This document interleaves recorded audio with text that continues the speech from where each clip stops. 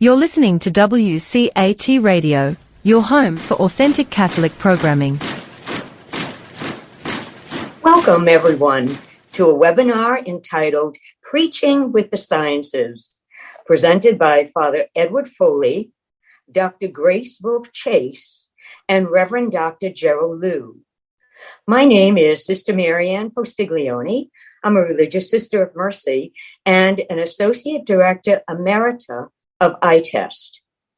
The Institute for Theological Encounter with Science and Technology, ITEST, is an association of theologians, scientists, and others committed to a Catholic worldview in which faith and science collaborate in exploring the truth.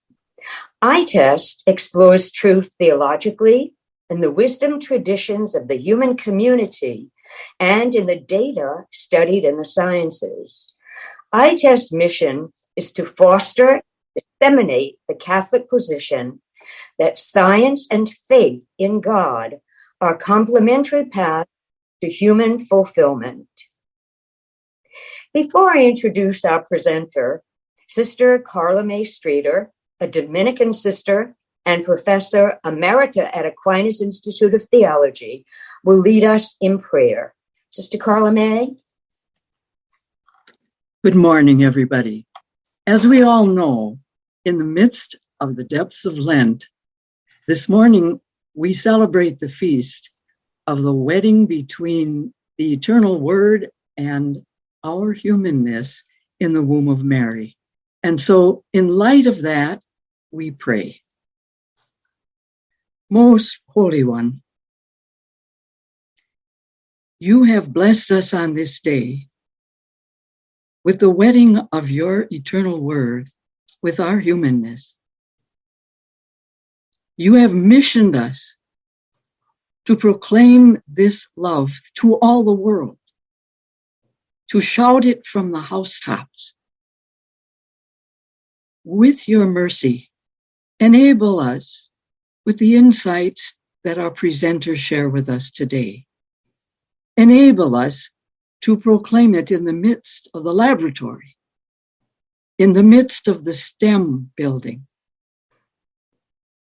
By your presence and your most Holy Spirit, enable us to mend the separation between the material world and your immense love. Help us to be bridge builders. Bless us. Please gift us with your Spirit. Amen. Thank you, Sister Carla May, for that beautiful prayer. For the Q&A segment, which follows the last presentation, please direct your attention to the chat feature at the bottom of your screen. If you're using an iPad, that feature will be at the top right. During all of the presentations, feel free to type your questions, to type them down. Our Q&A moderator, Kiki Latimer, will read your questions to the presenters during the Q&A session. Please note that all participants will remain muted throughout the webinar. If you wish, you may also turn off your video. Please also direct your questions to everyone.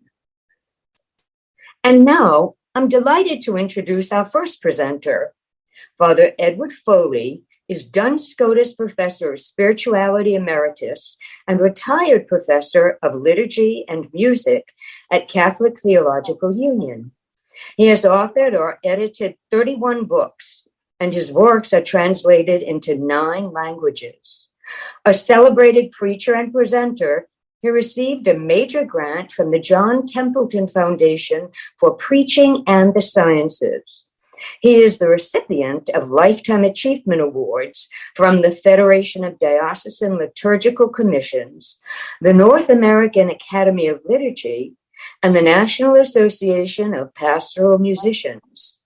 He is a recent preaching fellow at Notre Dame University and has taught in multiple universities, such as the University of Chicago, and lectured in over 70 dioceses throughout the English-speaking world.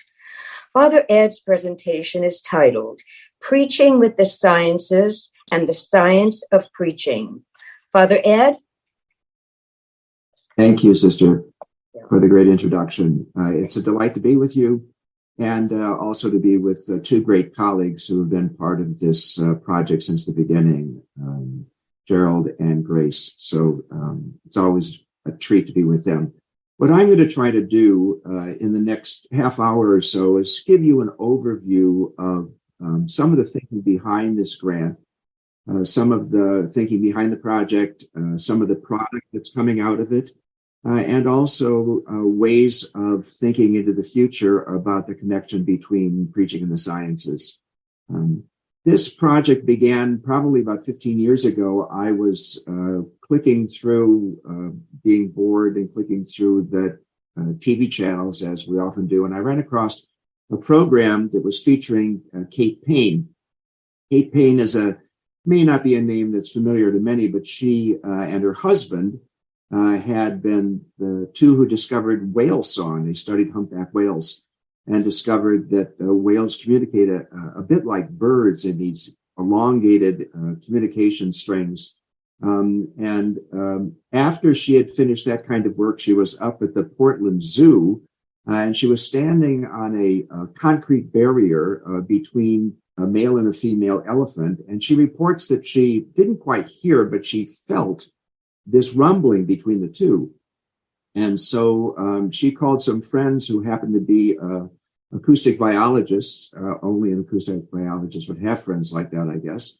And they began studying these communication patterns. And what they learned was that these enormous pachyderms were communicating to each other, but below the human hearing threshold at about 20 hertz. And she eventually wrote an amazing book, Silent Thunder, and started a project that is now at Cornell University, the Elephant Listening Project, very important for conservation in Tanzania and other places where these pachyderms are in the forests. And though we don't hear them, they are communicating across miles and miles and miles. The reason I tell the story is because that happened at a time where I was, like most weeks, was preparing a homily, which is always a little terrifying to find something fresh to say and that might even ring true in somebody's experience. And it was the second Sunday of the year, and the first reading was from Samuel, and it's that story of the boy prophet who God's calling, and he keeps running to Eli saying, I'm here. And Eli says, go back to bed. And as I was juxtaposing these two stories, what became clear to me was that the science of this acoustic biologist was a very useful analogy for thinking about God's communication to us, God's communication to Samuel.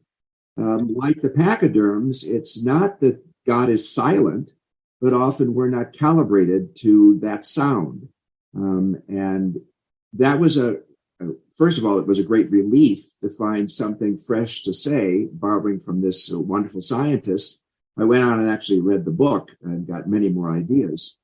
But it was one example of how I've begun to understand that one of the things that sciences do for preachers is that they spark our imaginations in ways that we very often might go to literature, or we might look at popular culture, we might use movies. But I find that the imagination of scientists is one of the most underrated and underused elements in our preaching. I actually had the opportunity last year to speak at the International Vacuum Tube Conference out in Monterey, California, with scientists from around the world. And most of them probably did not share my faith context at all. But what I said to them is, whether you share my faith context at all, your imagination, your ability to see and perceive things that I don't, spark my faith, and they help me deal with mystery, because that's what you do all the time. Scientists are always trying to unravel mysteries.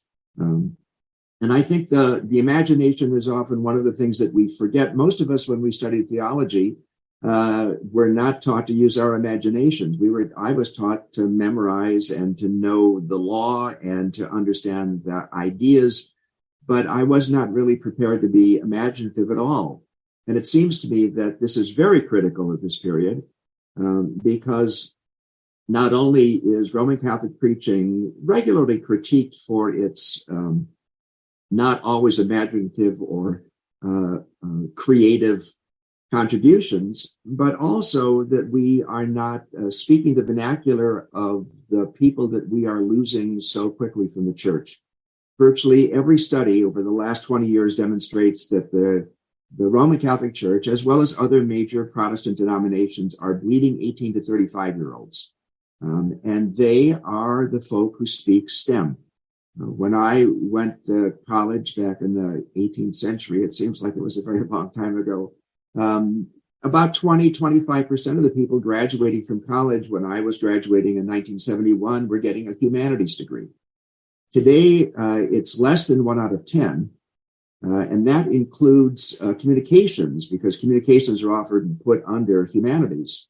But if you pull communications out and you look at traditional humanities, English, history, philosophy, it's only 4% of people graduating from college today are getting those kinds of degrees. But instead, the people who are graduating from college or doing technical training in so many other ways, the numbers of people who are studying engineering and math and biology and computer science is just going off the roof. And it seems to me that if we're going to be attentive to them, we need to learn to speak science as a kind of second language, that we can. I mean, I'm an amateur. I'm certainly no scientist. Actually, my math and science experiences in college were almost the end of my vocation as a Capuchin, as a future priest. But at least attempting to explore these seems critical. That we are actually demonstrating that we're hearing people. If you look at the Synod on the youth in 2018, the preparatory document of that synod was really important, because they asked a lot of young people, what they wanted from the church. And over and over again, they said, we want to be heard. And one of the ways that it seems to me as preachers, we hear them is that we feed back to them in our preaching their stories. We feed back to them their experience, even though it's not our own. We vicariously try to understand the world that they live in and feed it back to them. So I think this befriending of science from the pulpit is exceedingly important. And even in a larger sense, it's also, it seems to me, because the sciences have so much to contribute to our well-being as a society. And sometimes there is a strand of what I sometimes call the Galileo effect that continues in churches today about, you see it around issues of climate change, that the science is being denied. You saw it a lot with COVID. You still see it with some commentaries on COVID that's saying, the vaccines don't work, the boosters are dangerous. I mean, the data demonstrates that's not true at all.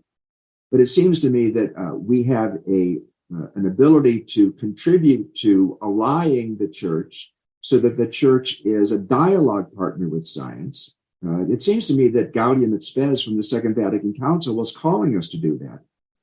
The document Church in the Modern World places the church in the world and says that the church has much to contribute to the world.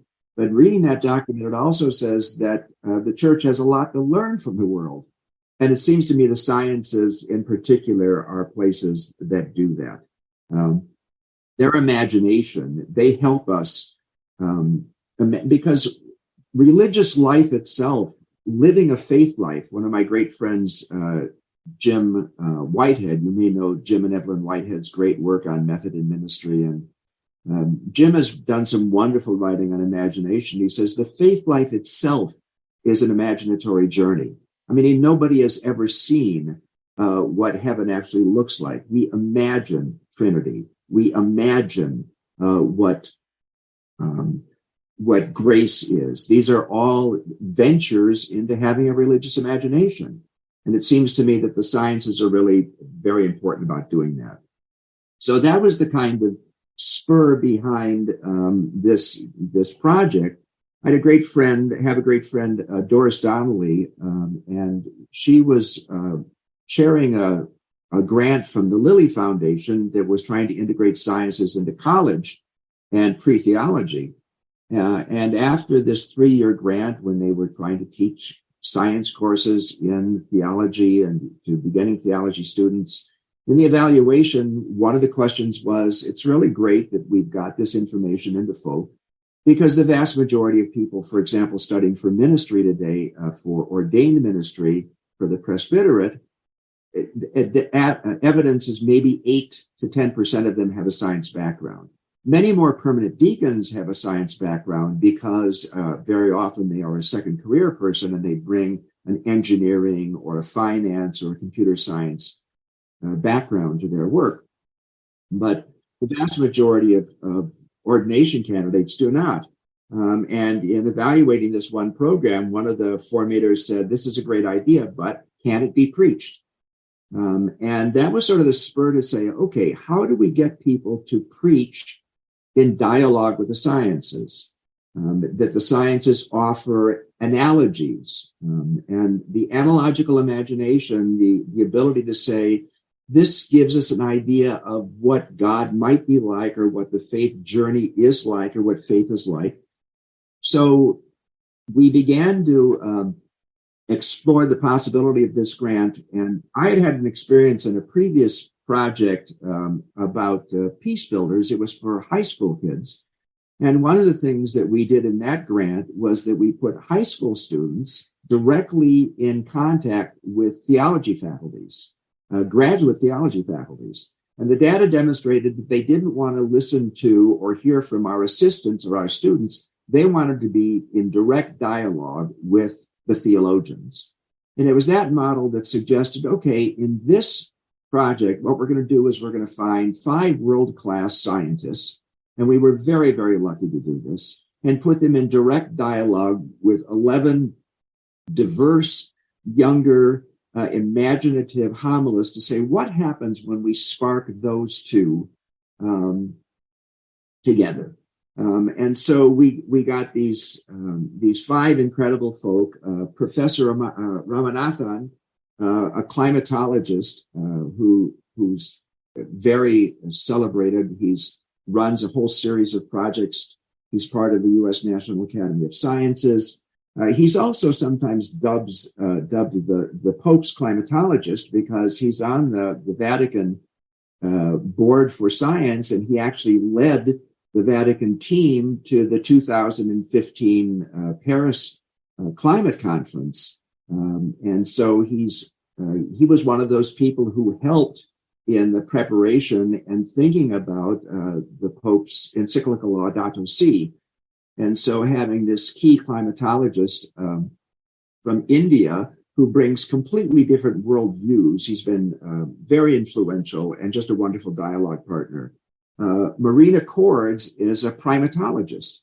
And that might sound a little odd, but it's amazing. I mean, I was watching something just the other night on Jane Goodall, who keeps saying, chimpanzees share 98.6% of the DNA that humans do. And we have something to learn about them and how they socialize and how they avoid conflict and how they negotiate relationships and how they develop group bonding through their own kinds of, it's not the laying on of hands and the sign of peace, they use grooming. But we learn a lot about humans by studying primates. And Marina is a celebrated primatologist. She's vice president of research for the International Primatological Association. But she's also, like Ramanathan, a practicing scientist. She's out there in the field in Kenya. She's been studying the same kind of primates in Kenya for like 3 decades. And she brings both the classroom experience, but also that field work. And it seems to me that's what preachers are. We are practical theologians. We bring the theory and we bring the practice. And having somebody like Marina join us is a great boon. We also have a wonderful neuroscientist, Michael Spezio from the Scripps College out in the West Coast. He doesn't have 1 doctorate, he has 2. It's a little embarrassing and impressive to have somebody that smart. But he runs a virtue lab. And he's continuously trying to figure out, what does neuroscience teach us about how one nurtures virtue, or what empathy is, or and again, what we've done is taken these great scientists and put them directly in dialogue with 11 amazing young homilists. Grace is going to be introduced later on more completely, but Grace is an astrophysicist. If I remember correctly, her specialization is the birth of stars. For 20 years, she was at the planetarium in Chicago, and she brings both her theoretical skills as an astrophysicist, but also this great educational instinct. She's been enormously involved in issues of dialogue between science and religion. She continuously contributes to the clergy letter on this every month. And again, you bring this world-class scientist and put it in dialogue with these wonderful homilists. Our last scientist, Kathleen Beavis, who is a professor of pathology at the University of Chicago. So we have a pathologist, an astrophysicist, a climatologist, a primatologist, and a neuroscientist. And it's this array of people who imagine across the whole terrain of scientific thinking. And Kathleen brings her own skills besides being a fellow of the American Pathological Association. She's one of the people who writes the exams for people to be board certified as pathologists. Before she did her medical degree, she went to Tübingen and studied theology with people like Hans Küng. And so she brings this most amazing. I actually met her in a theological book club where we were reading David Tracy and Rahner. And so you have these 5 incredible scientists who, together with these 10 amazing homilists, Samuel Akim, who's a Dominican, he's the only one actually who has a scientific background among the 11 homilists. He wanted to be an astronaut. And he ended up being a Dominican. It's almost the same thing, because Dominicans are always thinking about things out there in space and the spiritual life. So he's been a wonderful dialogue partner. Patrick Schiebeck is a Lutheran pastor, a splendid preacher. Actually, he was a student of mine at Catholic Theological Union. Gerald, whom you're going to meet more fully, has this amazing background in music and practical theology and preaching. And Gerardo, who ran the D-Min program in preaching for a number of years at Aquinas, who thinks so broadly, but also brings her experience as a woman and as a mother and as a layperson. Adam de Leon, Jesuit, who spends most of his educational energies working with inner city youth.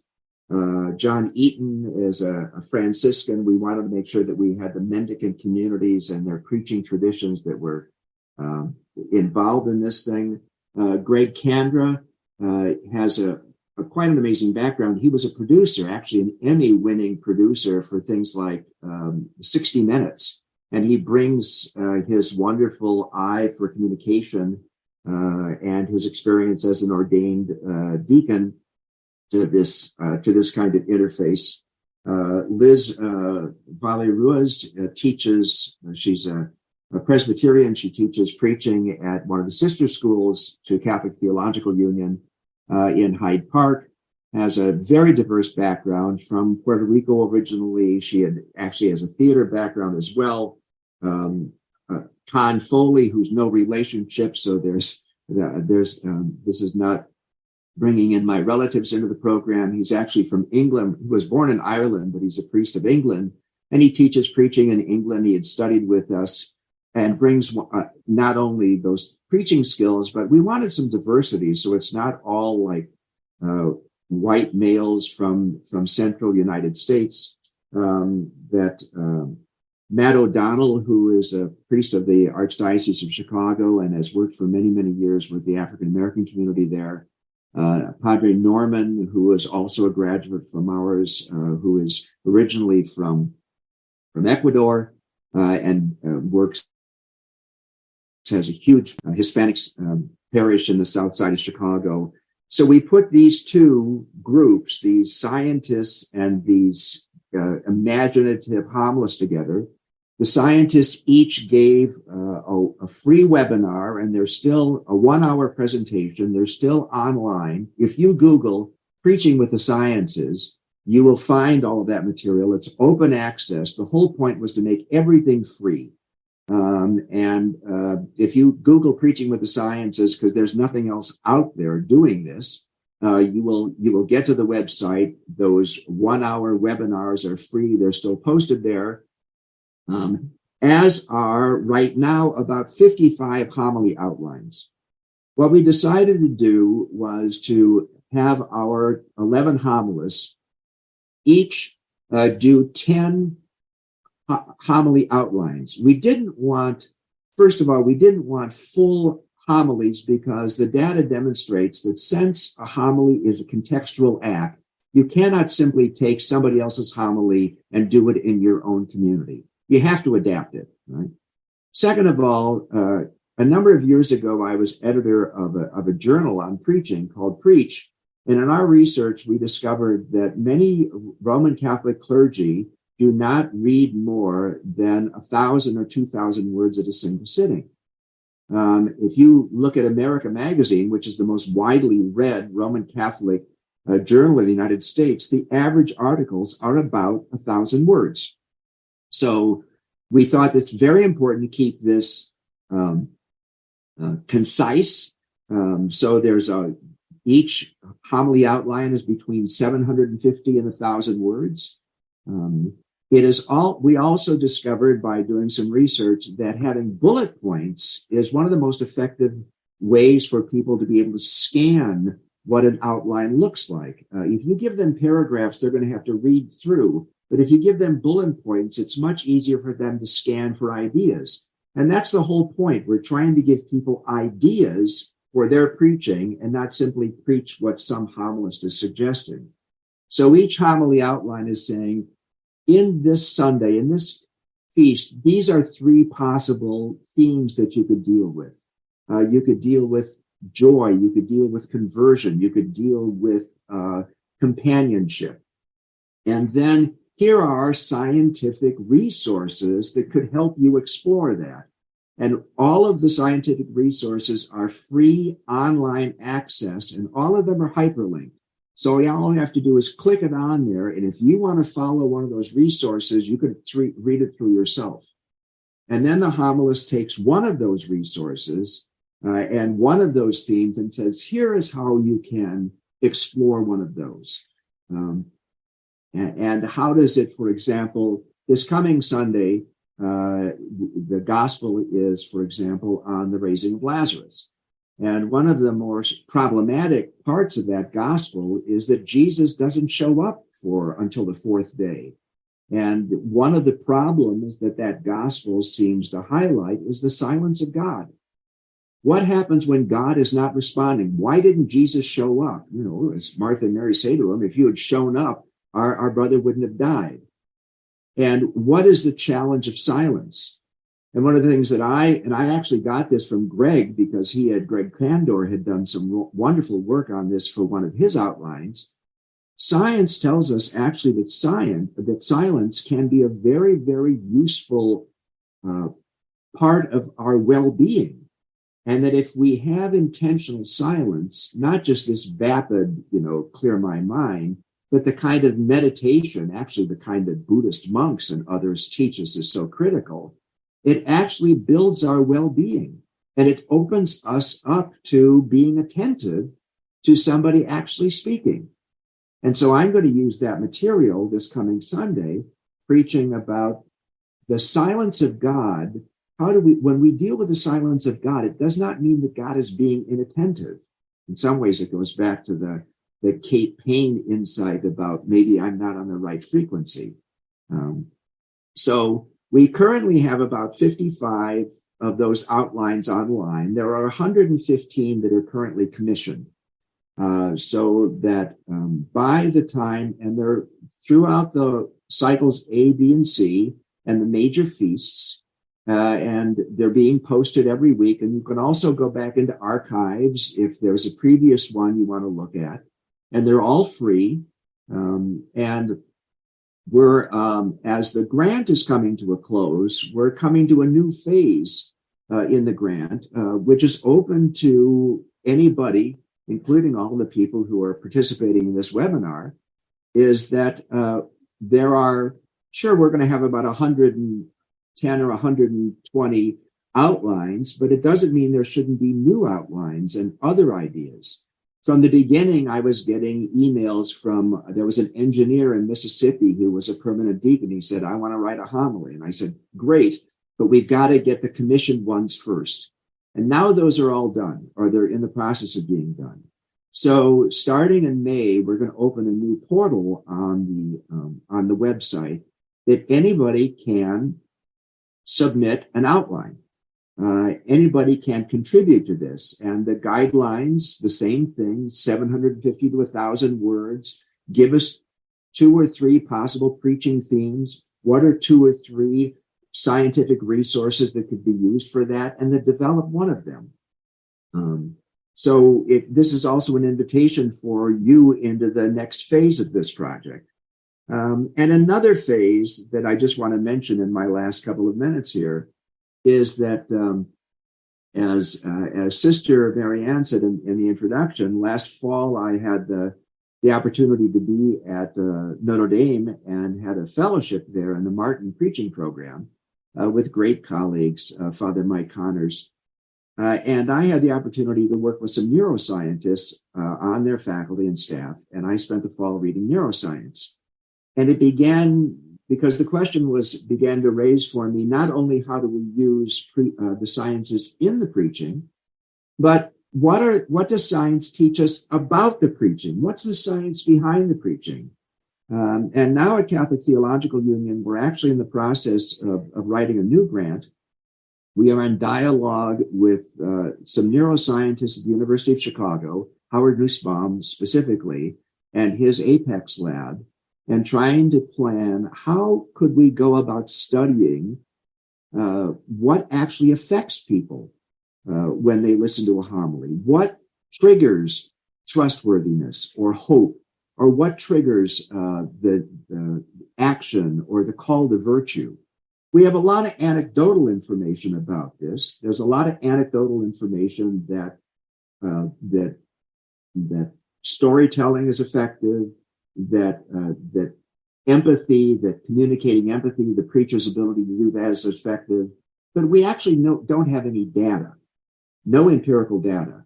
And so if we're going to take preaching with the sciences seriously, it seems it would be really useful to actually use the sciences to help us say, how can I preach more effectively? And I think that's the word. The word is not successful. The word is effective. How can I be effective in helping people develop their relationship with God and live out their own lives as the kind of lived homily? And so we're in the process of submitting this grant. It would be 3 or 4 years of doing empirical work. And again, I'm a complete amateur at this. But even at my age, I think it's really useful to know that having read enough about neuroscience, that the neuroplasticity of the brain continues well into your 80s. So I'm still going to be okay for a while. And we still have things to learn, and we still can imagine things differently. So I extend this invitation to you. If you want to be engaged in this kind of work, the portal is not going to be open until May. But you can always send an email to me. It's just my last name, Foley, F-O-L-E-Y, at CTU, Catholic Theological Union, Foley at ctu.edu. And we'd love to collaborate with everybody and anybody, lay people, clergy, deacons, bishops, to help us engage the sciences as an imaginative and contributory dialogue partner in this wonderful enterprise. So I'm going to end there and thank you for your attentiveness and hand it back to Sister Marianne. Thank you, Father Ed, for your excellent, insightful presentation. It certainly stirred my imagination, and it reminded me of a quote that's attributed to C.S. Lewis when a friend of his was complaining about his lack of faith and that he felt his faith was weakening. C.S. Lewis turned to him and said, "It is not a lack of faith, it is a lack of imagination." Thank you, Father Ed, for stirring ours. And now I'd like to remind our participants to post your questions for all our presenters in the chat room at the bottom of your screen, or again at the top of your screen if you have an iPad. The Q&A session will follow Reverend Dr. Liu's presentation. And now I'm pleased to introduce our second presenter, Dr. Gracewolf-Chase. Is a senior scientist and senior education and communication specialist with the Planetary Science Institute and vice president of the Center for Advanced Study in Religion and Science. A professional astronomer and astrophysicist for over 3 decades. Her career combines academic research with public outreach and engaging diverse audiences and experiences with real science through people-powered research. She has published numerous papers in her field of expertise, star formation, written articles and book chapters on science and religion, and has worked with multiple organizations and programs devoted to positive and creative interactions between science and religion. The title of her presentation is Preaching with the Sciences, Reawakening Wonder in Worship. Grace, take it away. Thank you so much, Sister Marianne. And thank you, Father Ed, for making me part of this absolutely wonderful project. So I'm going to assume that everybody is seeing my actual presentation and not my presenter notes. Great. A couple of weeks ago, Father Ed provided an incredible example of the power and creative use of science and preaching when he integrated scientific investigations into the history and presence of water on Earth into a Lenten homily on living water. This was skillfully delivered before a presentation by a long-term colleague and friend of mine, Brother Guy Consolmagno, the director of the Vatican Observatory. I've been passionate about astronomy all of my life, and full disclosure, I'm also an active member of the Evangelical Lutheran Church in America, and I've been involved in science and theology discussions at both academic and public levels for about 25 years. I consider these discussions to be among the most important conversations that we can have today. While many people reject scientific claims when they feel their faith is threatened by science, many others reject all religious claims because they feel that faith is out of touch with reality in the 21st century. Either way, society suffers. In many respects, not talking about faith and science is as detrimental as portraying them as adversaries, because it adds to the public perception of conflict. I think scientists and faith leaders alike have a responsibility to improve this situation. So I've been fortunate to have had some pretty outstanding role models over the years, people who've helped me relate science and faith in profound and meaningful ways, rather than the superficial ways these subjects are often treated in the media.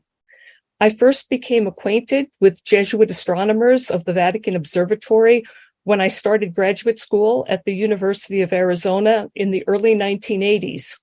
And over the years, several became friends as well as colleagues. I remain in contact with Father Chris Corbally and Brother Guy Consolmagno, who's one of the most talented public speakers I know. And I'd recommend any of the popular books that he's written as reading material for church book clubs. Father Chris is one of the editors of this book, Intersections of Religion and Astronomy, which examines the ways in which cultural ideas about the heavens shape religious ideas and vice versa.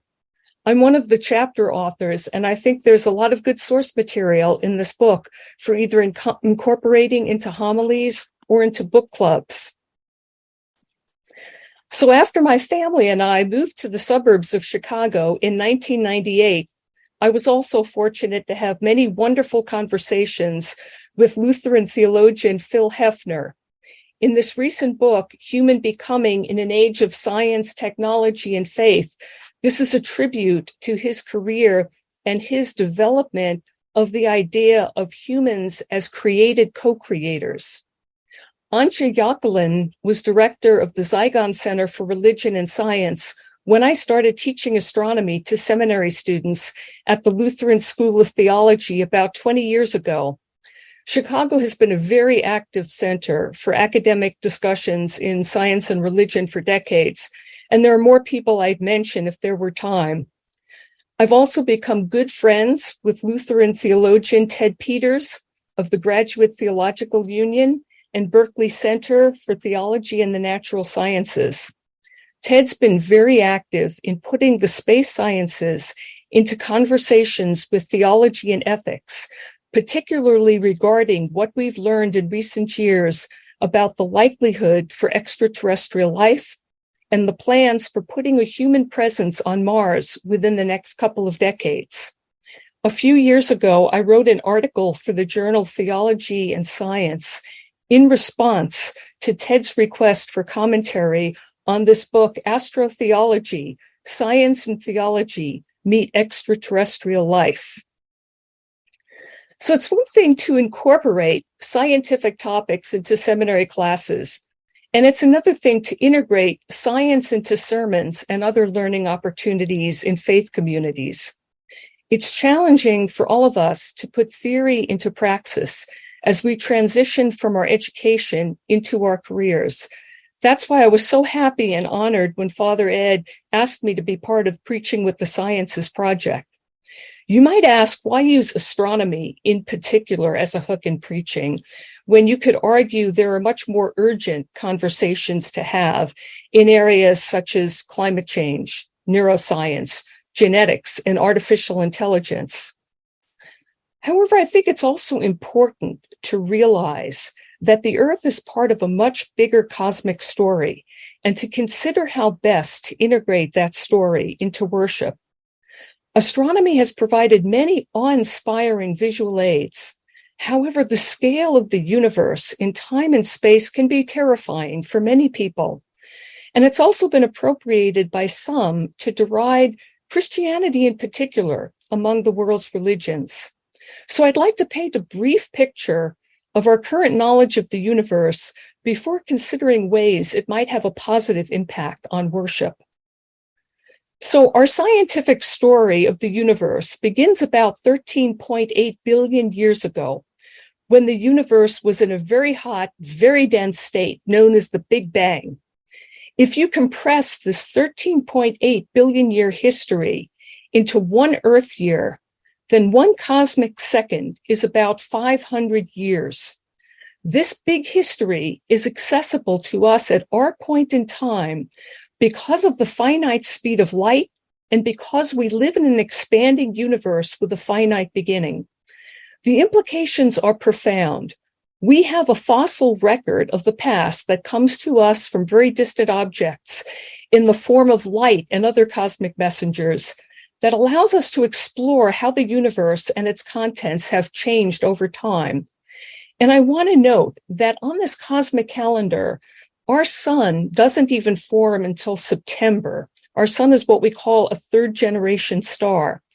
The development of multicellular life on Earth doesn't occur until December, with the development of human civilization occurring during the last minute before midnight on December 31st. Modern science arises only during the last second on this cosmic calendar, and a very long individual human lifespan spans about 1/5 of a cosmic second. Here's a less Earth-centered way of looking at this history of the universe.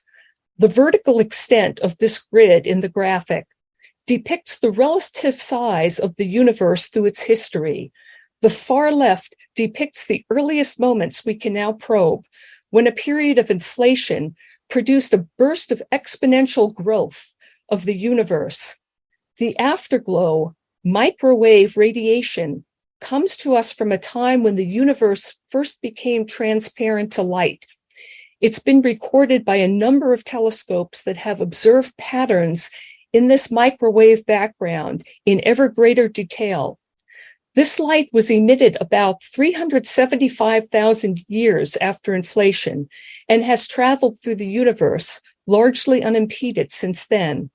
The conditions of earlier times are imprinted on this background, and they set the stage for later developments like the formation of stars and galaxies.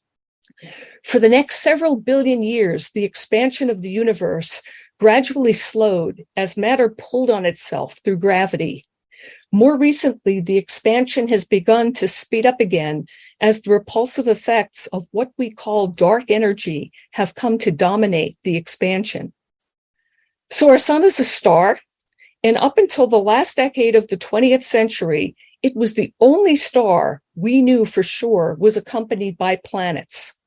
Our solar system comprises the sun and the various kinds of worlds that orbit it, including things like planets, dwarf planets, their moons, asteroids, comets, and other small bodies. Now, on the scale of the solar system, the speed of light starts to become very important in considering the transmission of information and communication. It takes hours for light to travel across our solar system.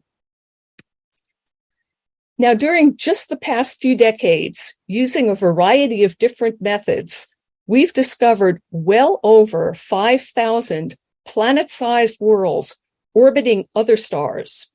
Planet-sized worlds we call exoplanets. So that the statistics now suggest that planet-sized worlds accompany most stars. This graph gives you an idea of the remarkable diversity of exoplanets. It plots the size of exoplanets relative to the size of Earth versus the orbital period, the time it takes a planet to orbit its star, which is essentially the distance of the exoplanet from its star. Now, I want to call out that on this graph, in our solar system, there are no planets that fall between the size of the Earth and the size of Neptune. However, lots of exoplanets that are being discovered are called super-Earths, and they may be large terrestrial worlds with vast oceans. Very exciting discovery. Many of the exoplanets that have been discovered around stars that are much cooler, and many of them very older than our sun, stars we call red dwarfs. This is an artist's representation of a family vacation on one of the worlds orbiting a star known as a red dwarf star known as TRAPPIST-1, where the planets are spaced so closely they appear as huge moons in each other's skies. Now, the TRAPPIST-1 system contains the largest batch of roughly Earth-sized planets thus found outside of our solar system. What's so remarkable about this system is that these worlds orbit in very close proximity. The green regions around the TRAPPIST-1 system and here in the inner solar system around our sun indicate the so-called habitable zones, where temperatures may be conducive to the presence of liquid water on a planet's surface. That's so important to life on Earth. Now, because the TRAPPIST-1 star is so cool, relatively speaking, the habitable zone is actually located very close to the star, and the entire TRAPPIST-1 system would fit well within the orbit of Mercury in our own solar system. As the number of exoplanets grows, so does the number of potentially habitable exoplanets. With a caution here that potentially habitable doesn't mean automatically that these planets are inhabited or even that they're necessarily habitable. It just means that these exoplanets are about the right sizes and distances from their stars that suggest that the temperatures might be right for the presence of liquid water, which is essential to all life on Earth. We need to learn a lot more about these worlds to claim habitability and the presence of life. But with present and future observatories, we're getting there. Now, our sun, as well as all the other stars you see in the sky, and many more you don't see, belong to an enormous group of stars we call the Milky Way galaxy.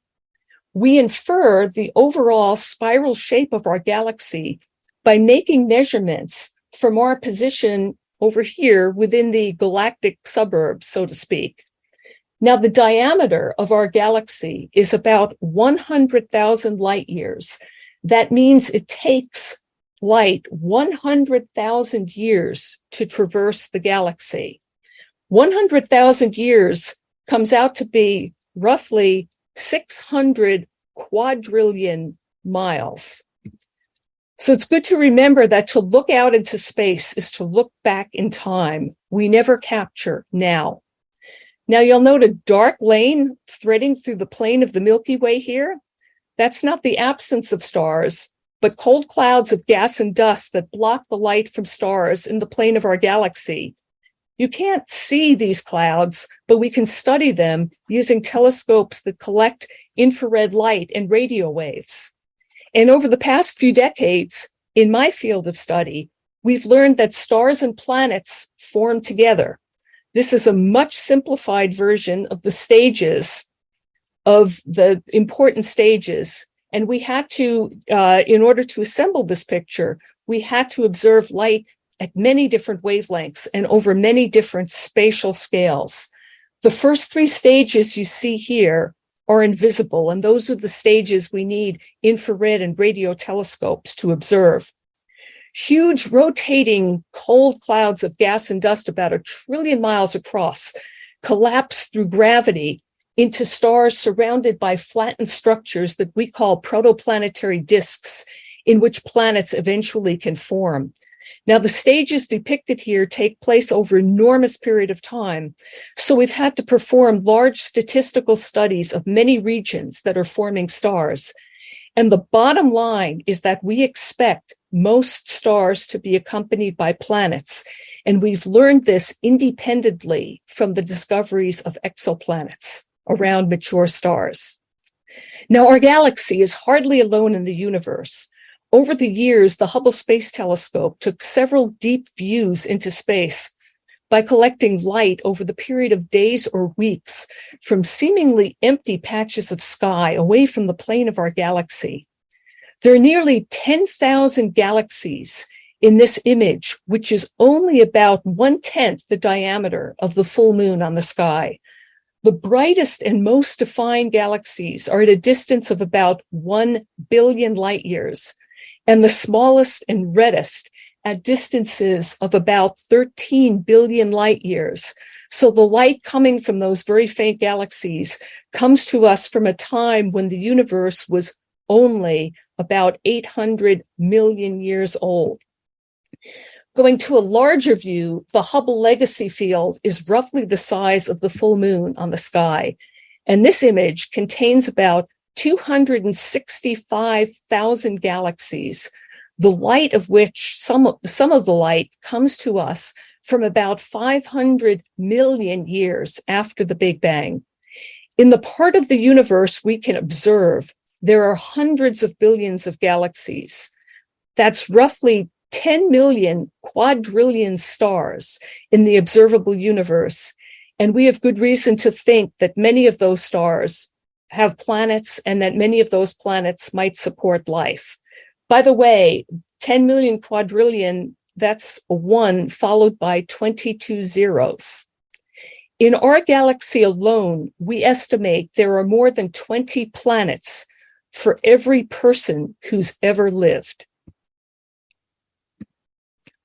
So you may have heard of the James Webb Space Telescope. It's been operational for just over a year, and it's expected to contribute a lot to our understanding of the early universe, including how the first stars and galaxies actually formed. Additionally, it's going to help us understand important details about how planetary systems form, which will hopefully help us better understand the diversity of the exoplanets we're discovering. JWST will also study the composition of the atmospheres of exoplanets, searching for combination of molecules that can serve as what we call important biomarkers that indicate a planet's habitability. And the TRAPPIST-1 system I showed you earlier is going to be a high priority target. So physicist Marcelo Gleiser says that the paradox of knowing is that it creates more not knowing. He points out that as the island of our knowledge grows, so do the shores of our ignorance. Or as I've heard most of my life, the more we know, the more we realize how much more we don't know. And that should keep us all humble. With all that we've learned, we still don't know what at least 95% of the universe actually is. Dark matter and dark energy are 20th century discoveries that explain many observable features of our universe through their interactions with what we call normal matter, but we don't yet know what they are. So at this point, I'd like to segue from cosmic context to cosmic wonder. A number of scholars have bemoaned the fact that wonder and awe are often absent in the way religions are practiced today, and this has a negative impact on how religion is perceived both within and outside of faith communities. The Jewish scholar Abraham Joshua Heschel wrote, "The surest way to suppress our ability to understand the meaning of God and the importance of worship is to take things for granted. Indifference to the sublime wonder of living is the root of sin." And similarly, Pope Francis wrote, "By stimulating wonder before the profound mystery of creation, faith broadens the horizons of reason to shed greater light on the world which discloses itself to scientific investigation." So I'd like to offer some resources and suggestions that I might think may be helpful for reawakening the religious imagination. Scientific Perspectives in Fundamental Theology is a book by Vatican Observatory adjunct scholar Giuseppe Tanzella Nitti, and it's a very good academic text, but it's not a quick read. However, Father George Coyne's personal manifesto is about a 2-minute read, and it's well worth the time. The Vatican Observatory recently put it online. However, Father George emailed it to me about 20 years ago when I was attempting to articulate some of my own thoughts. I've lifted one quote here. Father Coyne says, "If I believe that the God of faith is also the creator of the universe, my scientific knowledge, cleansed of its imperfections, can provide me a glimpse of what God must be like." Well, of course, science can't prove or disprove God. However, it can and does influence the way we think about God. So what are some things we can say about the nature of the universe? Well, the universe is creative. Father George saw the universe as the product of a loving rather than a designing God who imbued creation with a measure of its creator's creativity. The universe is also interactive and relational. In recent years, we've learned it's more like an interacting web of relationships than a collection of things. And this observation is providing inspiration for creative mutual interaction between scientists, theologians, and philosophers. This book, Interactive World, Interactive God, contains contributions from scientists, theologians, and philosophers who reflect on this emerging picture of an interactive relational universe. It provides theological commentary on 21st century ideas that are emerging across a wide range of the sciences. The universe is also incomprehensibly vast in space and time, and it's only gotten bigger as we learn more. Most of the universe will remain forever inaccessible to us. If we were to discover life nearby in the universe, then we could reasonably conclude that the universe must be teeming with life. However, not discovering it doesn't mean that it's not there. So many people look at the size, look at how small we are in the cosmic sense, and find it impossible to imagine how any God could be the source of all that is, and at the same time be a personal God with whom we could be in relationship. We humans tend to equate power and size with impersonality and apathy, and a personal source of everything is truly beyond the human imagination, which I think is the point. Is any imaginable God actually worthy of worship? Of course, Scripture turns views of power and size upside down, but many people don't think this way. So it can be challenging to help people understand that a vast cosmos doesn't have to imply an impersonal God or no God. In Dangerous Wonder, Michael Yaconelli, writer, theologian, church leader, satirist, said that the most critical issue facing Christians today is dullness. We have lost our astonishment. The church should be full of Christians who seek questions rather than answers, mystery instead of solutions, wonder instead of explanations. Well, science doesn't so much solve mysteries as it deepens mystery, and it evokes a response of awe and wonder. My friend, Reverend Bruce Booher, maintains a mystery and awe website with all sorts of wonderful resources on how to reawaken astonishment and wonder, and how science and religion both can help do this.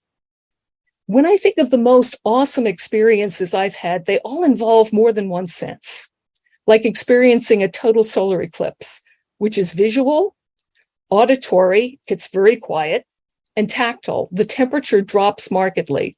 Well, of course, we can't summon a total solar eclipse to happen during a worship service, and most people won't experience one during their lifetimes, although one is coming up next year that will pass through Illinois. But I think with a little creativity, it's also possible to include multisensory experiences in worship services.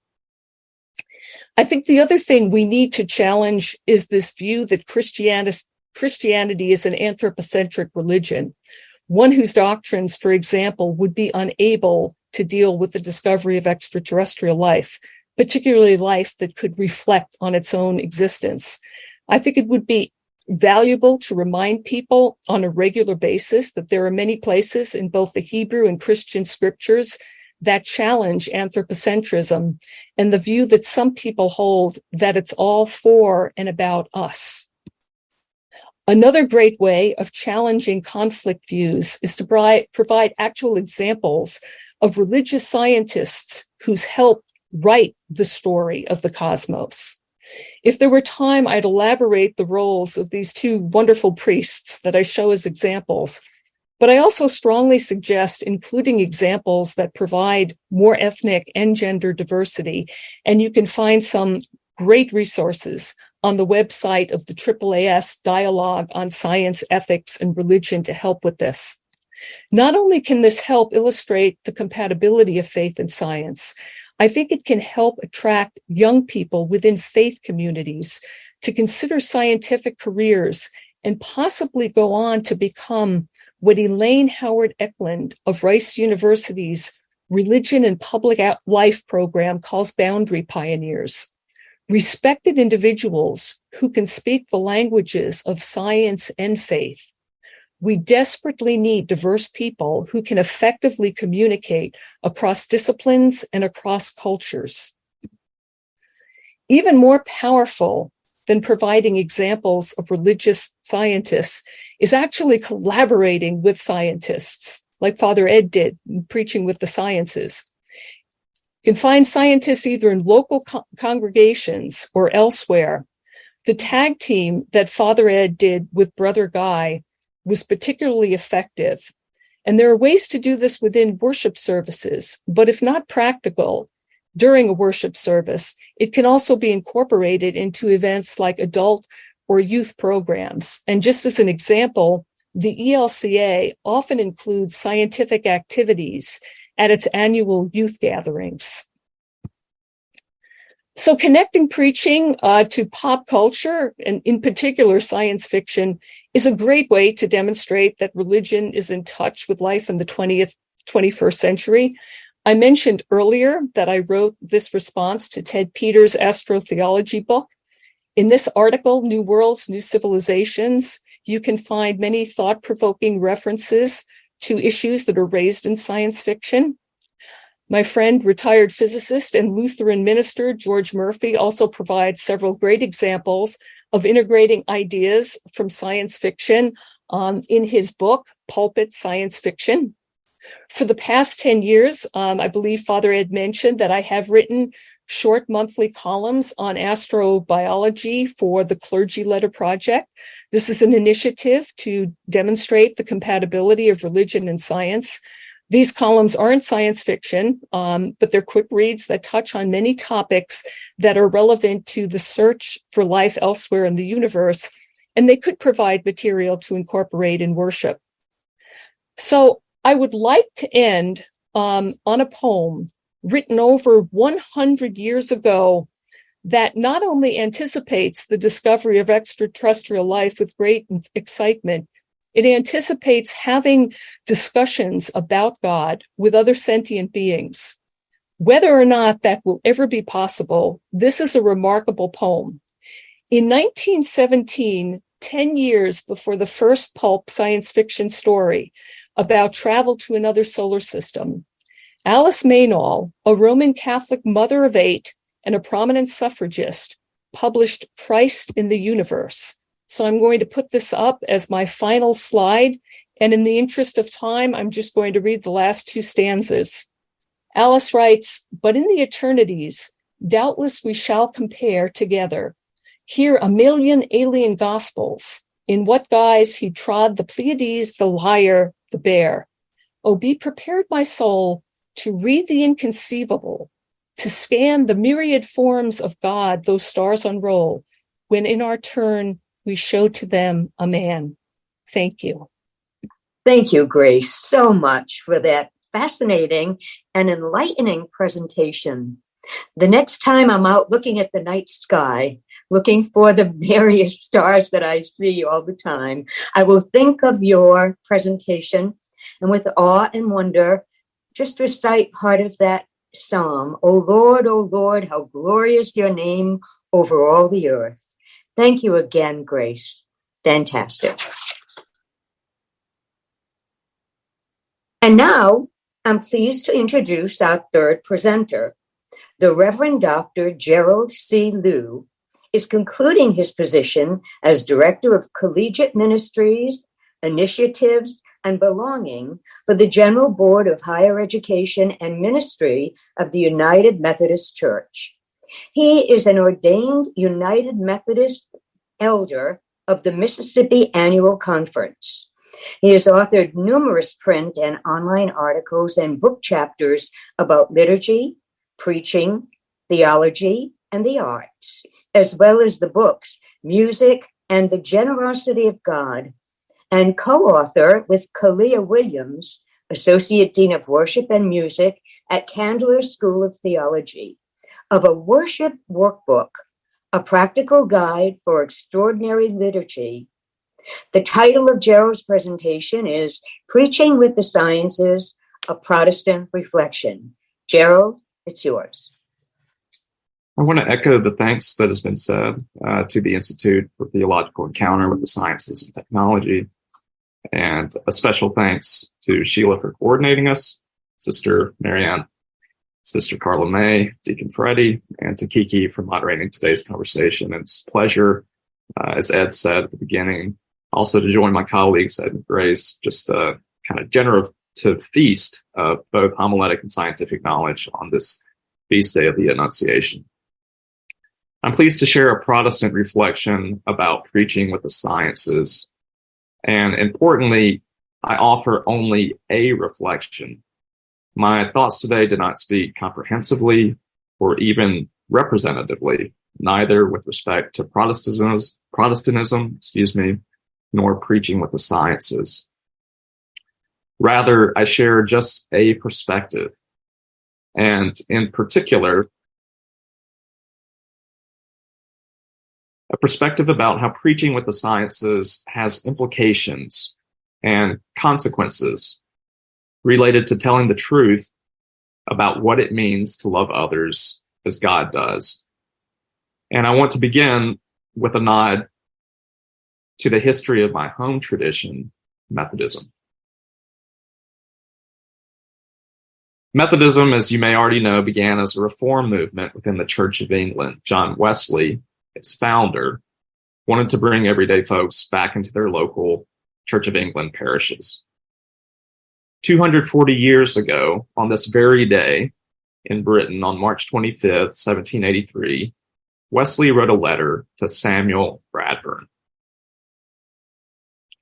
Just 3 years earlier, Bradburn had served as president of the Methodist Conference in England from 1799 to 1800. This was kind of a gathering of all those who identified as Methodists. Importantly, the Methodist movement was just a movement at this time. It wasn't a separate church. It was kind of a reform movement happening in Anglican parishes. And so they gathered together on a conference, kind of like we're doing now on Zoom, except they were in person. And Bradburn was the president of that conference in 1799. 3 years before this letter was sent by Wesley. And Wesley and Bradburn, or John and Sammy, if you will, as Bradburn was addressed in the letter by Wesley, they were close confidants. And perhaps in no small part because Sammy was a hell of a preacher. Bradburn was known as the Demosthenes of Methodism.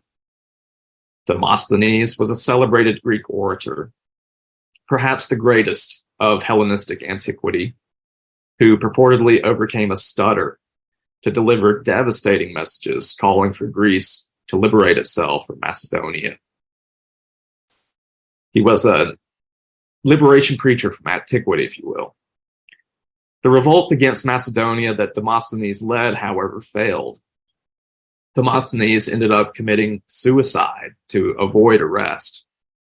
The Methodist Demosthenes, Sammy Bradburn, never faced such tragedy or self-destruction. But in the letter, Wesley writes to him, explaining that Sammy is on the one hand congratulated for the growth of Methodism in his district. On the other hand, Wesley expresses worry regarding the rising tide within the Methodist movement, that those who are a part of it do not want to return to their local Anglican parishes. So this reform movement is causing a fervor where folks actually don't want to go back to their local parishes. Instead, they want a new church. Yet Wesley fears that, quote, when the Methodists leave the Church of England, God will leave them, end quote. Wesley continues, it would be contrary to all common sense, as well as to good conscience, to make a separation now. So Wesley is not pulling any punches in terms of how he feels about Methodists within the movement wanting a new church. This is a movement he founded, but the last thing that Wesley wants is for these folks to start a new church. And then the letter closes, I am, dear Sammy, your affectionate brother. Of course, 240 years later, in our time now, as crazy as the United Methodist Church is, and I won't get into church politics at the moment, but they're on the horizon and you may have already seen them in different headlines. As crazy as the United Methodist Church is, which is the branch of Methodism to which I belong, and as wild as all other forms of Methodist and Wesleyan Christianity are, Wesley was wrong. See a comment in the chat bar. I just want to make sure I'm not missing this. Just a sec.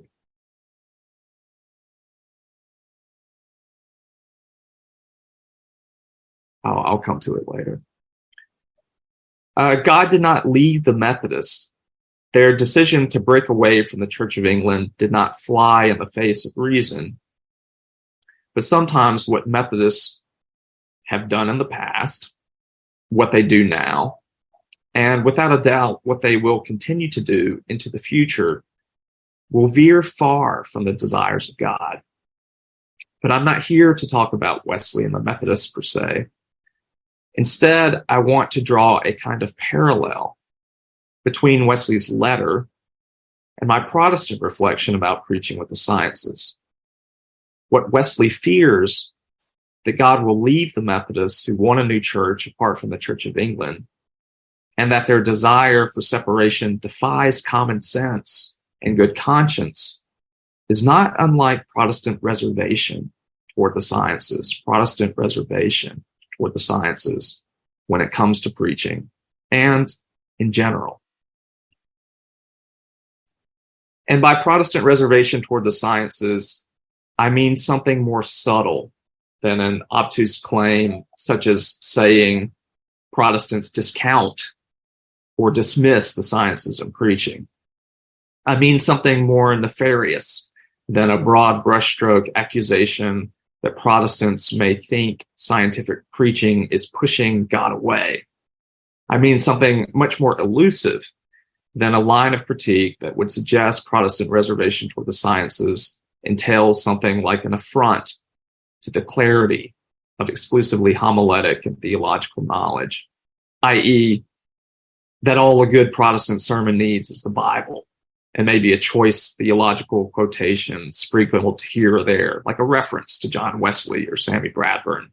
We don't need any kind of scientific intrusion. No, if I meant something like an easy dismissal, wide worry, or myopic preaching approach when I used the phrase Protestant reservation toward the sciences, well, how could I square those kind of critiques with concrete refutations that exist all around us? Take, for example, the existence of United Methodist affiliated Meharry Medical College in Nashville, Tennessee, which began as a dentistry school for the, quote, colored people of the South, end quote. Meharry now boasts medical, dentistry, and public health degrees from the bachelor's to master's and PhD levels for Black and Indigenous persons of color, as well as anyone talented enough to enter their program of study. If there were a simple allergy toward science, roiling Protestantism, and Protestant preaching in particular, why would the largest private Christian college, Belmont University, also in Nashville, Tennessee, boast colleges specializing in science and mathematics, health sciences and nursing, pharmacy, and a brand new medical school? No, what I want to get at when I say Protestant reservation toward the sciences is how science is torqued at unfortunate times by Protestant misunderstanding that then leads toward misconstruing what it means to love others as God does. What I mean by Protestant reservation toward the sciences is how science is torqued at unfortunate times by Protestant misunderstanding that then leads toward misconstruing what it means to love others as God does. So I've just shared 3 examples of what I don't mean, but please allow me to share what I do mean with 3 additional examples. The first also begins in England, but it doesn't involve Methodists. It concerns gender-affirming phalloplasty. Yes, gender-affirming phalloplasty. It's a very scientific-sounding example, I know. Its meaning will become clear as I go along.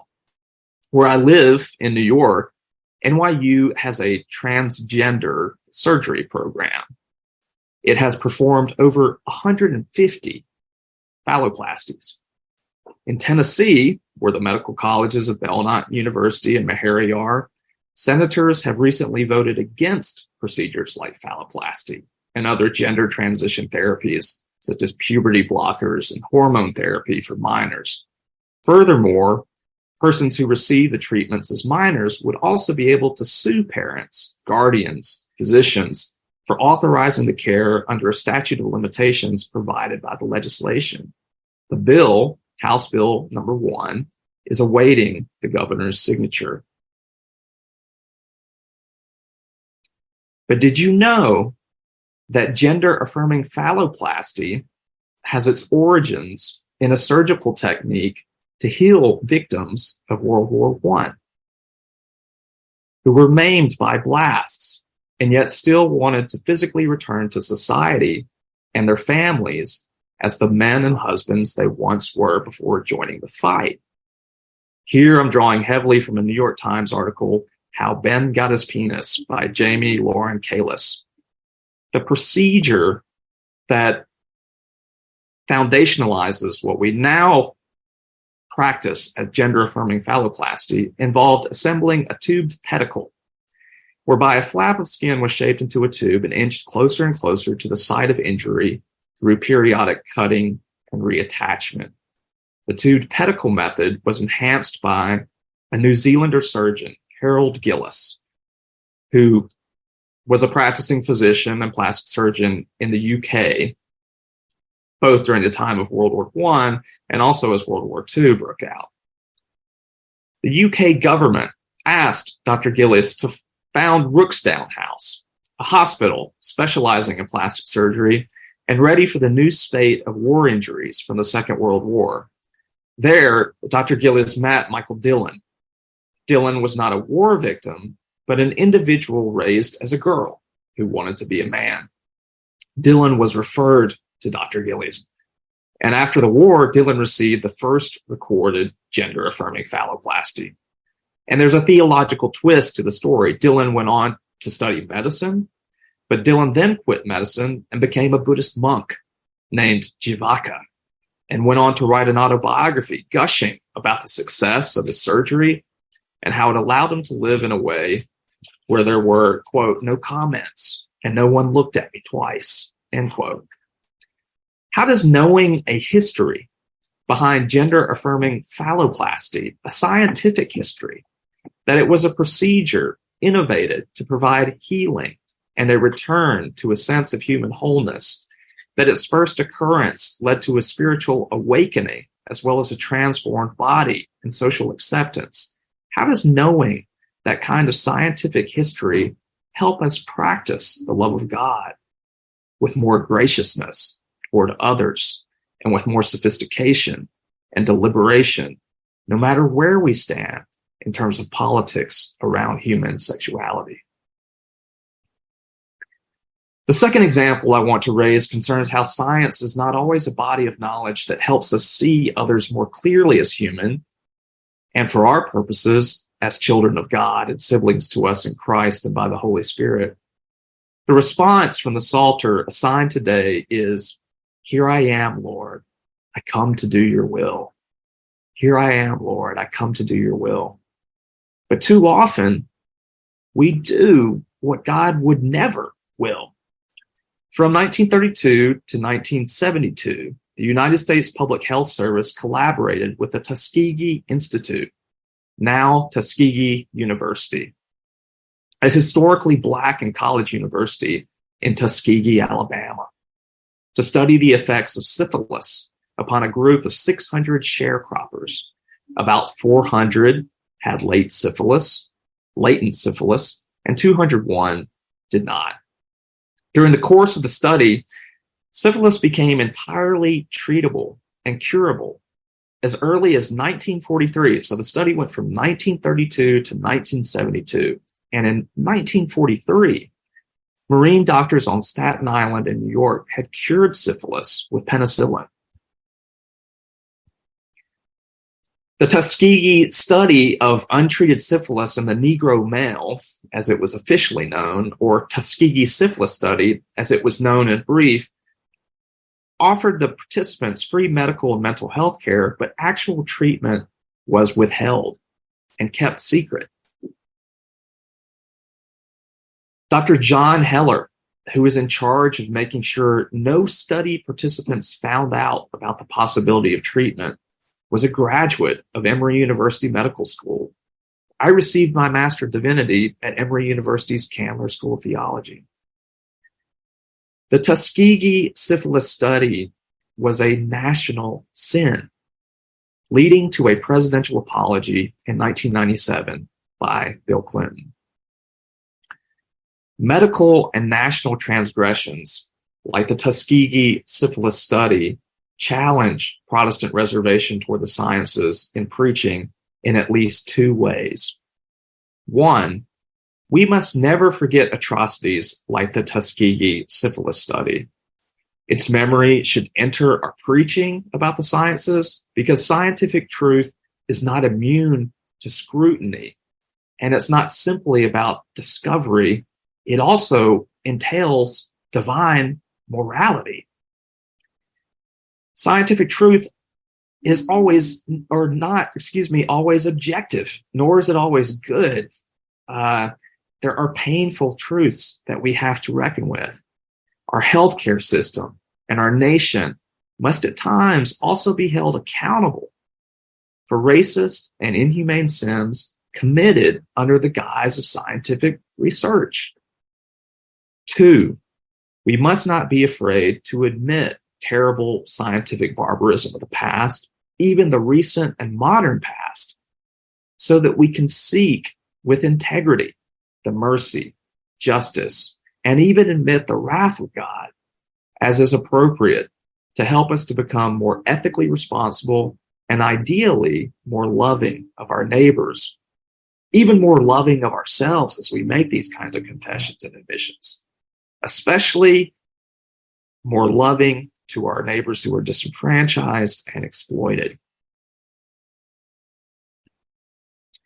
A third concluding example will hopefully offer some levity to my remarks. In another report from the New York Times yesterday, Annie Roth tells how scientists recently published and retracted an article claiming to have discovered a goblin shark on a Greek beach.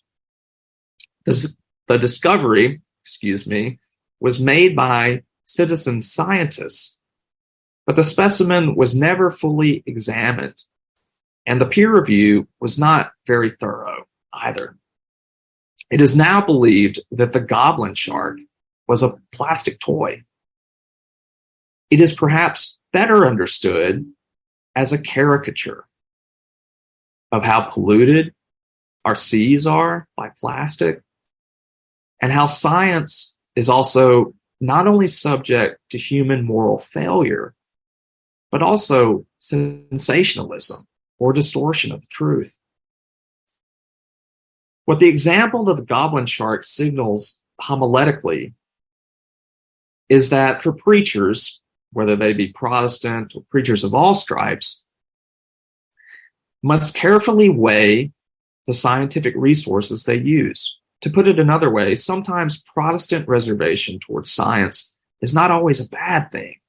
It can even be desirable if it is practiced in such a way that more rigor, more curiosity, and more deliberate scientific research is undertaken so that we can better understand the creation and its creatures given by God, including us. Maybe some healthy skepticism and thoughtful acceptance, along with more prevalent use of science in Protestant preaching, will help us see the world in which we live more precisely and the folks we live with more accurately as gifts from God to be loved and celebrated with holiness. Thank you. Gerald, thank you so much for that thoughtful and insightful presentation. Also pointing out the positive and negative aspects of science and how those could be treated in the preaching situation. Thank you again. And now we'll entertain questions from our participants. You may type your questions in the chat area at the bottom of your screen.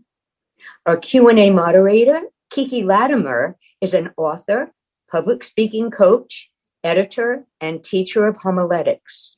She received her BA from the University of Rhode Island in the oral interpretation of literature, psychology, and philosophy, and her MA in moral theology from Holy Apostles College and Seminary.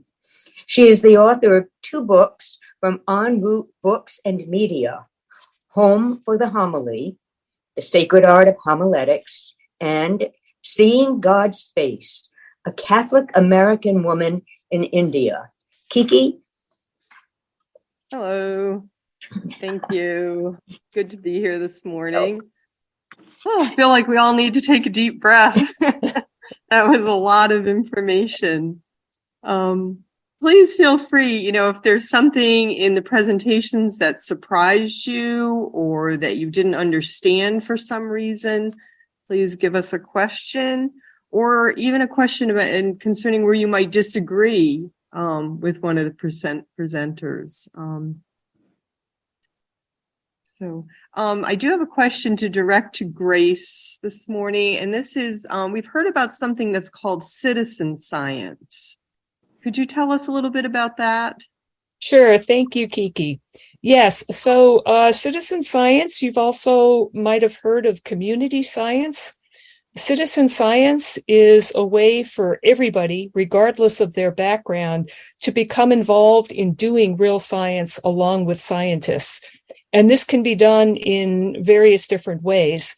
So we actually like the term people-powered research better than citizen science, because you don't have to be a citizen of anything to participate. There is a website called Zooniverse, zooniverse.org, where you can go to become involved in any one of maybe 100 active research projects at any time, not just science, but also projects in the humanities.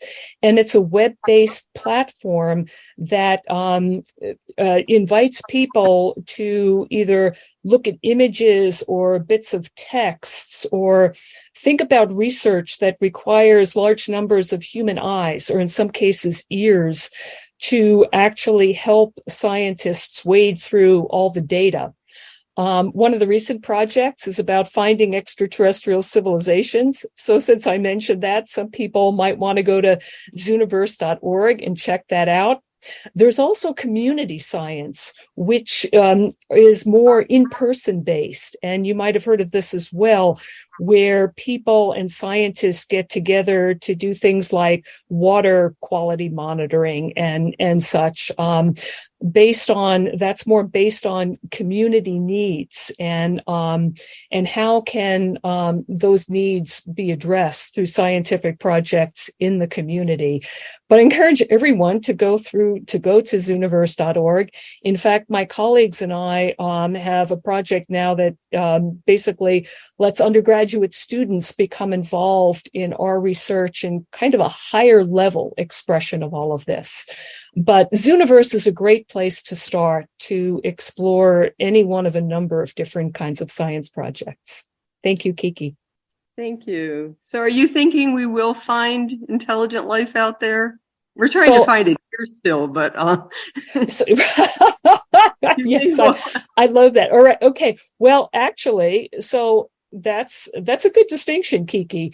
We're not the only intelligent species on Earth. We pretty much know that. What seems to make human beings unique in the scientific sense is that we've established a civilization with technology to explore the heavens. We know we can reflect on the heavens. We don't know how well other primate species do that or whether whales do that. But what we're actually looking for are signs of extraterrestrial technology, which you'd have to have a civilization to be able to implement that kind of technology. But here's something to think about as far as whether it's out there or not. I will personally say that I think, yes, absolutely, there's life elsewhere, and I think that there's intelligent life elsewhere. However, I don't know that we'll ever discover it. And this is the reason. The planetary system I showed you, TRAPPIST-1, is 40 light years away. Now, that's one of the closest systems.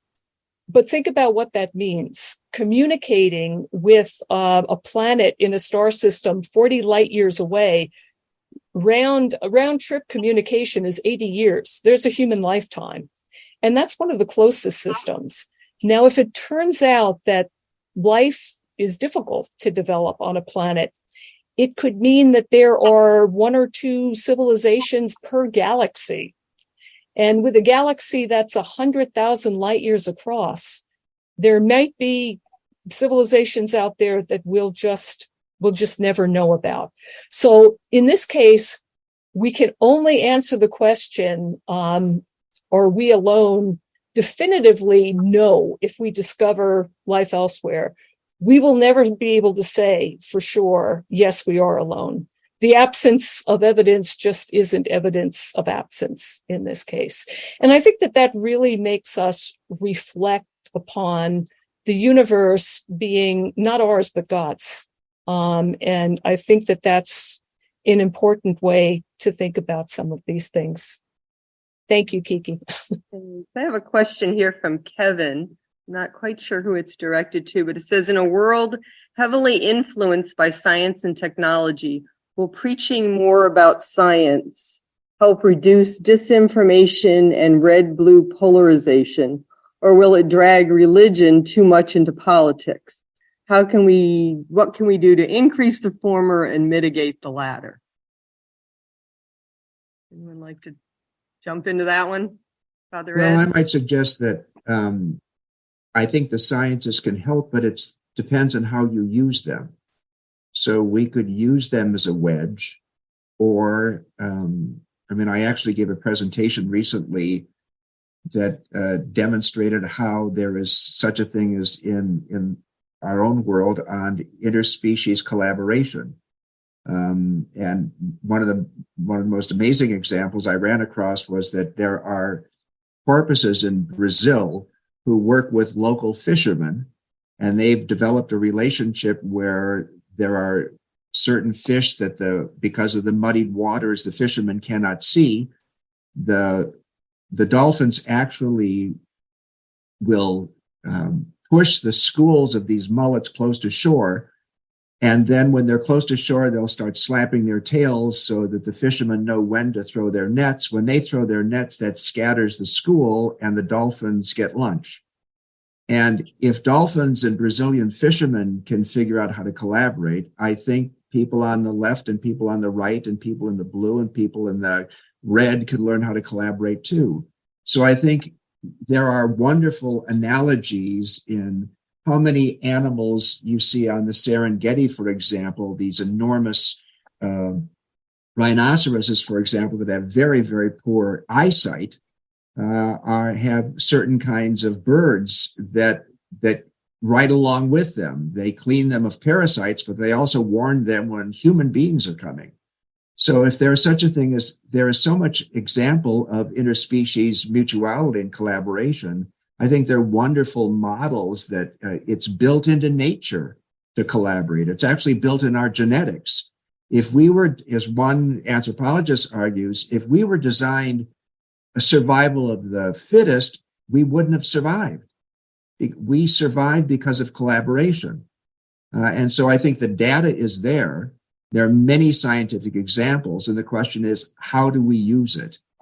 And so if, as Kevin, I think wisely asks, if one of the concerns is mitigating the divisions between us, we might be able to use some of the sciences to say it's actually built into nature that we collaborate. That's how we survive. Hope springs eternal. Thank you, Father Ed. I have a question here from Tom. We have agreed that God is everywhere, that as we think about the vast size and age of the universe, and that it's 13.8 billion years is barely comprehensible to us, but no problem at all to God. Is there a way to convey this exceptional power of God to the ordinary person in the pew?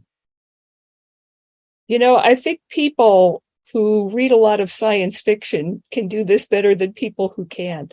I think that the problem is we focus on how small we are rather than how big God is. And I think that is the challenge, conveying to people that the God that they worship is actually a really big God. And that's what makes God worthy of worship. It is difficult because some people are frightened by all of this. But I think that the ordinary person in the pew can certainly relate to being astonished by things. And I would also mention that this isn't a recent problem, right? The writers of scripture thousands of years ago in the Psalms also wrestled with this, right? You might not have the Hubble Ultra Deep Field, but back then you had the Milky Way, and you could see thousands of stars in the night sky. So I think this is something that we've wrestled with actually for a very long time. And some people, I think, just don't want to think about a lot of these things. And the challenge is more getting people to think about them a little more. I don't know if that helps. I see there's a couple of questions by Father Chris, actually. I think we skipped over one where he's asking about pro-am science for connecting professionals and amateurs. And I don't actually know what that is. So maybe Father Chris might want to expound on that. Please do. I'm having trouble seeing the questions here, so I apologize for that. And while we're coming back to that, I was wondering if I could come back to the question about mitigating political differences and the relationship of science. Please do. One undercurrent of my presentation was to say that interweaving sciences with preaching isn't simply a matter of plugging and playing. We also have to think about the scientific knowledge that we use critically. In the same way that just because we say Jesus Christ or use words like grace or forgiveness in the sermon, this doesn't mean that we're actually communicating what they are during the homily. So it's important to realize, going back to the Tuskegee study, a lot of useful information actually came out of that study, but the way in which it was undertaken was completely unethical. So it's critical, I think, for us as preachers and homilists, as we use scientific material and draw from it, not to turn off our critical lenses and our ability to critically think. Say we're doing exegesis or something like this, we should apply the same kind of thorough examination and analysis to scientific material. Scientific knowledge is not neutral necessarily, and posing a hypothesis is looking for a particular thing. That doesn't mean that thing is always seen or that it's a kind of self-fulfilling prophecy. But in short, I just wanted to say, I think part of the way in which differences or we don't delve into just political divisiveness is to maintain our critical thinking skills as we use science in preaching and ensure that what we're really after is some kind of closer picture of how things are for us and God and for the world of God. Thank you. Yeah. I don't know if someone can see. I'm getting part of a question here. Let me see if I can get the whole thing. This is from Father Chris as well. There's a case for understanding that we are in a post-religion and post-secular even society. There is no fixed truth save what one discovers for oneself. Might preaching with the sciences help diminish this relativity of truth, or does this not bother the person in the pew?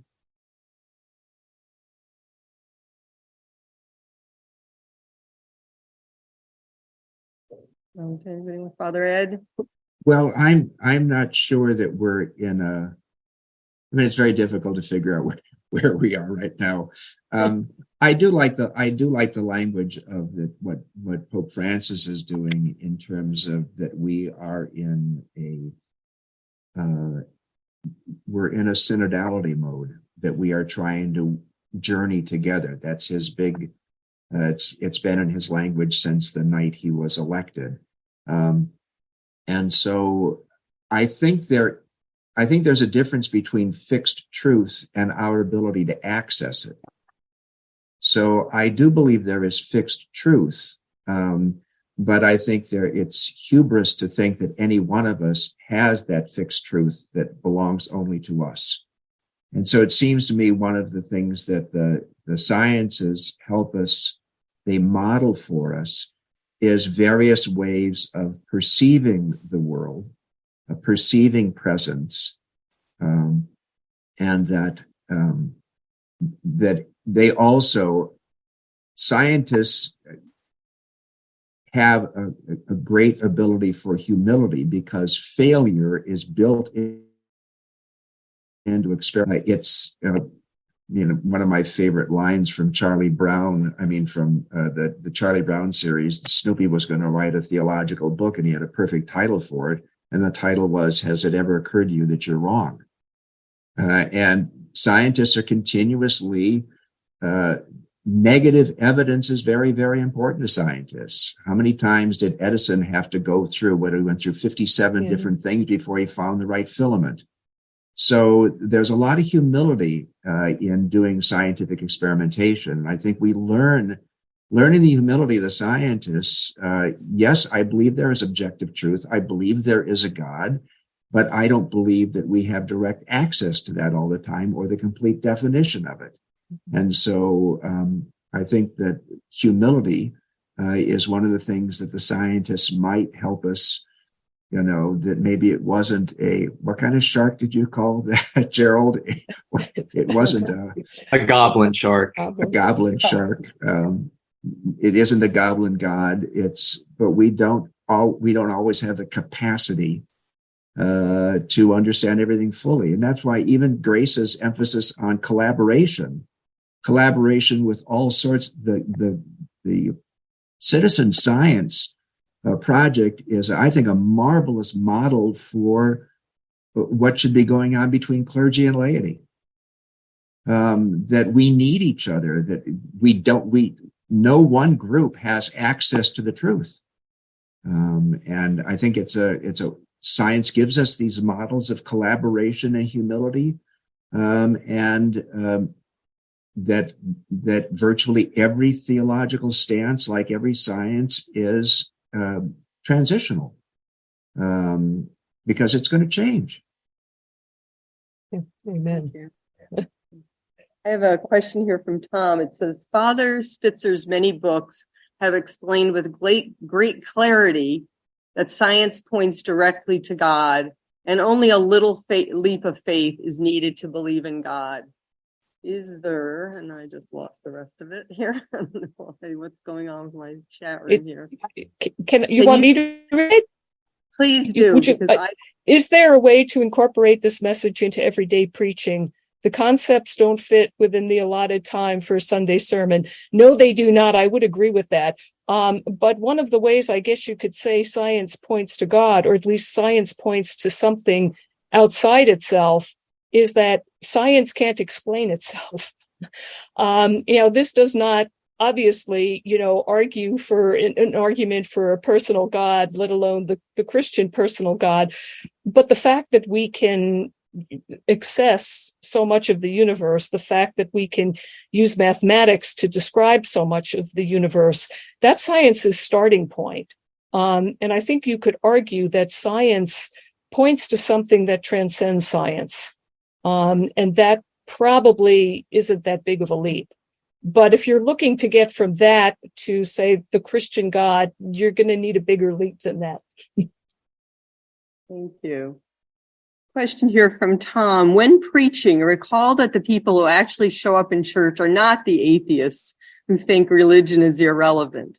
The incorporation of science into religious faith is something that churchgoers will welcome. But what is the right mix, the best way to bring the audience to the appreciation of the value of science?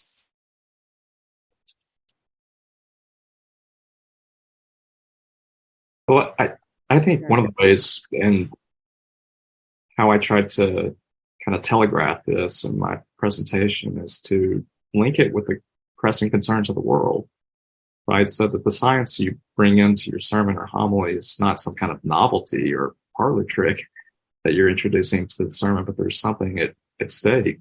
For example, I'll type it into the chat bar. These things are very entangled, and this is why it's so critical, or scientific knowledge can be so critical. But when we think about, say, abortion or the right to life, one of the drugs that's used, misoprostol, was not manufactured to end a pregnancy.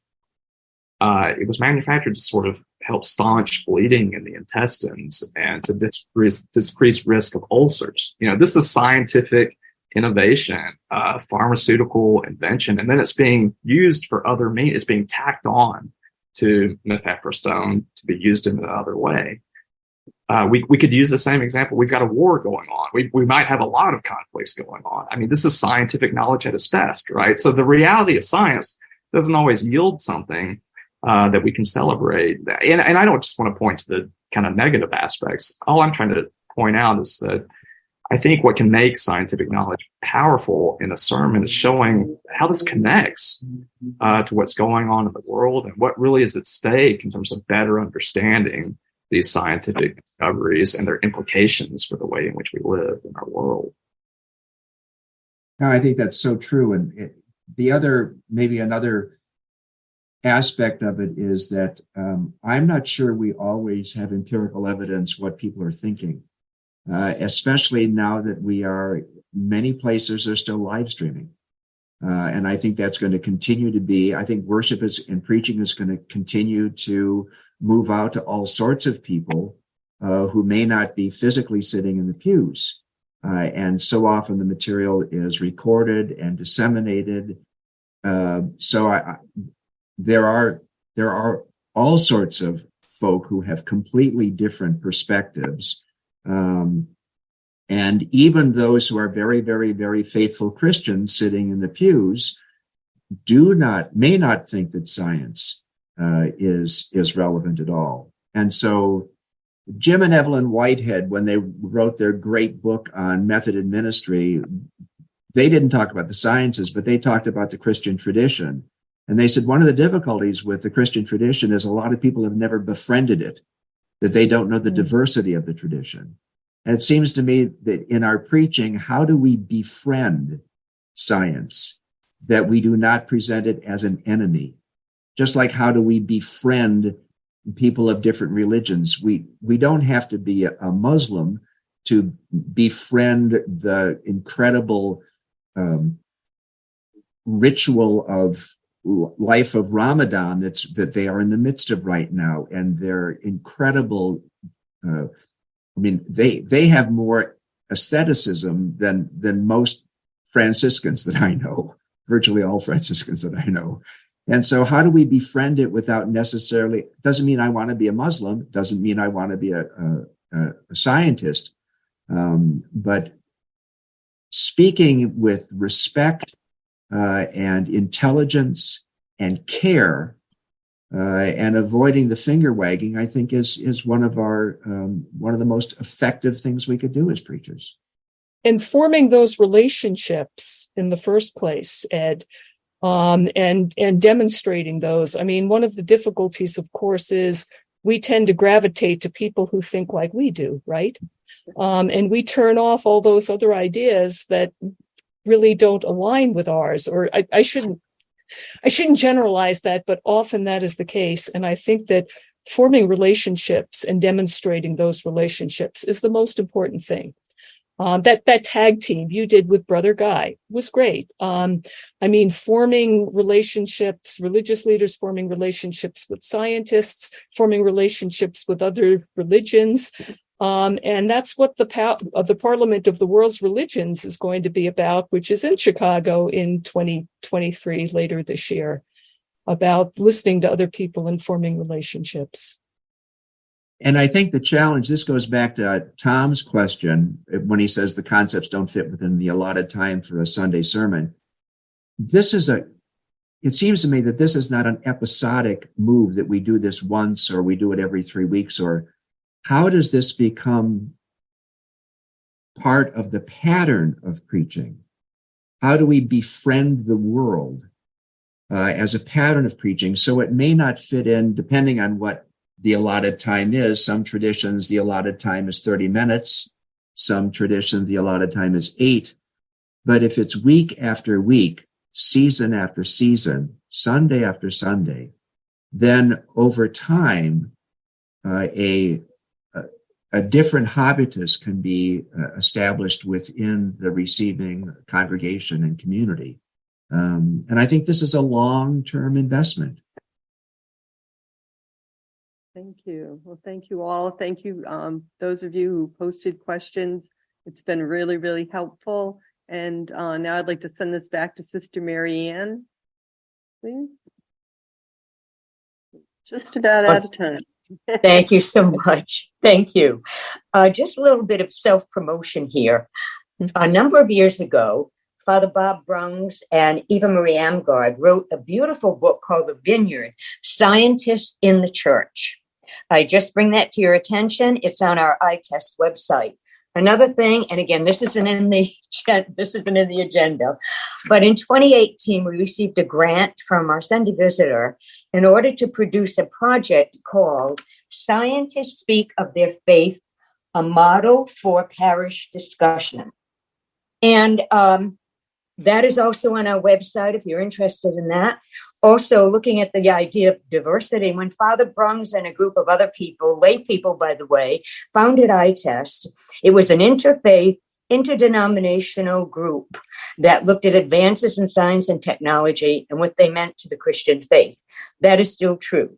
We still collaborate with our Lutheran and other denominational brethren, but the people on that first group who founded ITEST was one Jesuit, Father Bob Brungs, a Lutheran, Bob Bertram, who was a minister in the Lutheran Church, and 4 lay people, a scientist, a judge, in case we got into trouble, and a psychologist. And with that, I just want to thank everyone. And that wraps up our Q&A. I want to thank especially Father Ed Foley, Dr. Gracewolf-Chase, and Reverend Dr. Joe Liu for your presentation. And thank you, too, to Kiki Latimer for moderating our question and answer session. Now, in conclusion, Deacon Freddie Medina, who serves as Director of the Office of Diaconal Ministry for the Diocese of San Angelo, Texas, will offer our closing prayer. Freddie? Thank you. Father, thank you for this morning of sharing. May we carry forth in our ministries the blessings received from today's presenters. Please bless us with continued use of your gift of imagination for your glory and praise. And may Almighty God bless you, the Father, and the Son, and the Holy Spirit. Amen. Amen. Hello, God's beloved. I'm Annabelle Mosley, author, professor of theology, and host of Then Sings My Soul and Destination Sainthood on WCAT Radio. I invite you to listen in and find inspiration along this sacred journey we're traveling together to make our lives a masterpiece and, with God's grace, become saints. Join me, Annabelle Mosley, for Then Sings My Soul and Destination Sainthood on WCAT Radio. God bless you. Remember, you're never alone. God is always with you.